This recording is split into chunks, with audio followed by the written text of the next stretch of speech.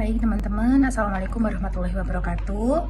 Pada hari ini kita akan membahas berkaitan dengan sirkah. Ya, tahu ya teman-teman sirkah itu apa kira-kira? Ya, sirkah itu merupakan kerjasama. Ya, kerjasama yang seperti apa? Lalu di dalam sirkah itu bagaimana? Akad sirkah itu seperti apa? Dan apa kira-kira macam-macam dari sirkah itu? Ya, akan kita bahas. Sirkah itu merupakan salah satu akad yang ada di dalam mata kuliah kita. Apa mata kuliah kita? Fikih muamalah. Ya, nah sirkah itu adalah mencampurkan harta atau mencampurkan tenaga. Bisa mencampurkan tenaga ya, mencampurkan tenaga atau mencampurkan harta seperti itu, okay? Dimana percampuran itu sampai kita tidak bisa melihat satu sama lain ini harta milik siapa. Ya, percampurannya ini sampai tidak bisa terlihat. Itu namanya adalah sirkah. Kalau masih bisa terlihat, masih bisa diprosentase berapa prosentasenya, maka itu belum tercampur namanya. Ya, kalau Anda mungkin istilahnya orang yang membuat kue. Jadi mencampurkan antara tepung terigu dengan tepung hengkue mungkin ya. Nah, itu ketika dicampur kita tidak bisa membedakan mana terigunya, mana hengkuenya. Seperti itu. Oke. Nah, di sini adalah sirkah secara bahasa, teman-teman bisa membaca sendiri, dan sirkah secara istilahnya. Nah, di mana pencampurannya itu diantaranya adalah modal, setelah itu perjanjian, setelah itu keuntungan, dan juga kerugian. Lanjut ya. Baik, sekarang dasar hukum sirkah. Di sini saya jelaskan dasar hukum sirkah yang ada di dalam Al-Quran, yang ada di dalam hadis. Kita baca bersama-sama yang ada di dalam Al-Quran, di dalam surat Shad ayat 24. Dan di dalam hadis itu adalah hadis HR Abu Dawud. Nah, di dalam Al-Quran yang artinya, sesungguhnya banyak di antara orang-orang yang berserikat itu benar-benar saling merugikan satu sama lainnya, kecuali orang-orang yang beriman dan beramal soleh. Loh, kenapa kok bisa berserikat merugikan satu sama lain? Dan ini dijadikan salah satu akad di dalam fikih muamalah. Teman-teman, yang kita bicarakan di sini sirkah. Ini berkaitan dengan apa? Ini berkaitan dengan duit, berkaitan dengan cuan, berkaitan dengan uang. Maka bagaimana seseorang ketika melihat uang itu, gitu ya. Maka mungkin teman-teman nanti juga pengen ya punya usaha yang memang di situ tipenya adalah usaha yang berkongsi. Jadi usaha partner seperti itu. Kita harus tahu, teman-teman harus tahu bagaimana memang orang itu seperti apa, mungkin dia amanah atau tidak. Seperti itu teman-teman harus memahami lawan teman-teman atau partner teman-teman untuk bersirkah itu tadi. Nah, sekarang masuk kepada macam-macamnya sirkah. Macam-macam sirkah secara besar itu ada sirkah amlak dan juga sirkah ukhud. Yang dimana sirkah amlak itu adalah kepemilikan bersama, teman-teman. Jadi kepemilikan ini tanpa adanya akad. Tidak ada akad. Contohnya apa? Warisan gitu ya. Mungkin mbahnya teman-teman sudah meninggal, terus mewariskan sebidang tanah kepada anaknya. Anaknya kebetulan jumlahnya 3. Akhirnya satu bidang tanah itu milik 3 orang. Ya, itu adalah contoh dari sirkah amlak seperti itu. Oke, selanjutnya adalah sirkah ukhud. Nah, di dalam sirkah ukhud ini itu adalah kerjasama yang pure, memang benar-benar ada keputusan antara dua belah pihak atau lebih untuk dia berserikat. Dalam hal apa? Modal, atau mungkin yang satu punya modal tapi tak punya skill seperti itu, atau dalam hal sama-sama punya skill seperti itu.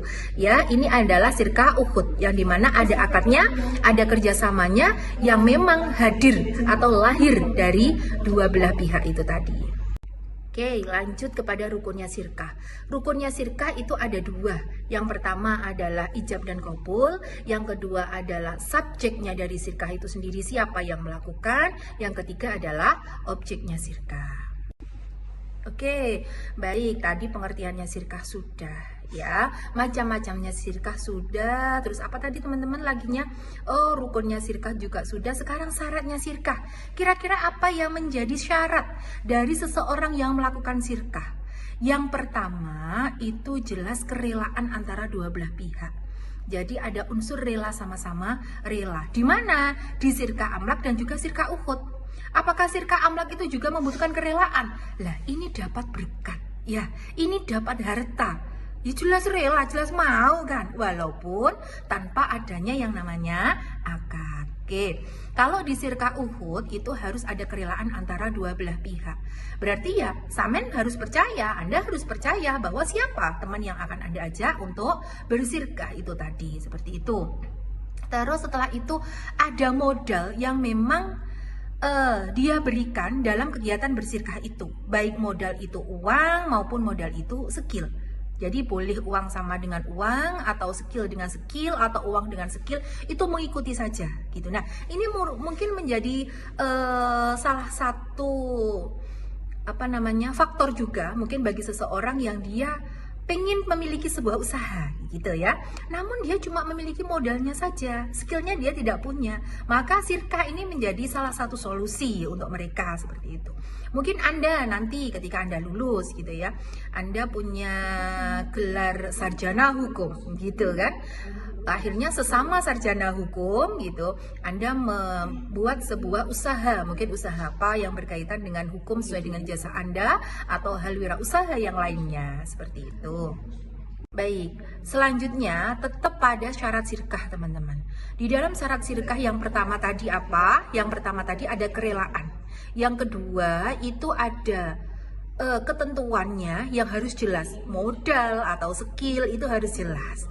Yang ketiga itu ada keuntungannya. Keuntungan harus dibagi, berapa persentase dari keuntungan itu sendiri. Nah, itu pun juga harus jelas. Terus ada kerugiannya juga harus jelas. Ketika nanti ada kerugian, kira-kira siapa yang menanggung, atau ketika dibagi berapa persentase antara masing-masing yang melaksanakan sirkah itu tadi. Lalu tidak ada unsur riba, gharar, dan juga maisir. Nah, tiga hal itu yang memang tidak diperbolehkan dalam akad ekonomi syariah atau akad ekonomi muamalah. Hal itu juga harus kita hindari dalam kegiatan bersirkah. Dalam kegiatan bersirkah ini itu memang harus dihindari tiga hal itu. Apa? Riba, gharar, dan juga maisir. Oke, terkait dengan contoh-contoh sirkah secara nyatanya yang ada di masyarakat, itu di situ sudah saya jelaskan yang ada di dalam sheet ke-11 dan juga sheet 12, teman-teman. Silakan Anda baca, dan teman-teman mungkin dari penjelasan saya ini, teman-teman bisa membayangkan ya, kira-kira mengangan-angan apa kira-kira contoh dari sirkah itu. Atau mungkin teman-teman menjumpai di dunia teman-teman atau di wilayah teman-teman bahwa oh, kegiatan seperti itu namanya adalah bersirkah gitu. Atau mungkin di teman-teman di rumah ada bapak ibu ada yang memiliki pekarangan sawah seperti itu ya. Terus setelah itu mungkin waktu tidak memiliki gitu ya, keahlian juga tidak memiliki, akhirnya meminta seseorang yang memang dia bisa untuk menggarap sawah. Jadi itu namanya juga bersirkah seperti itu. Baik, mungkin terima kasih teman-teman untuk hari ini, dan kalau ada pertanyaan silahkan ditanyakan. Dan mata kuliah sirkah ini itu merupakan mata kuliah yang nantinya akan kita jadikan sebagai tugas UAS. Maka teman-teman harus benar-benar paham, catatan-catatannya harus rigid. Kalau ada pertanyaan silahkan teman-teman bertanya. Baik, terima kasih.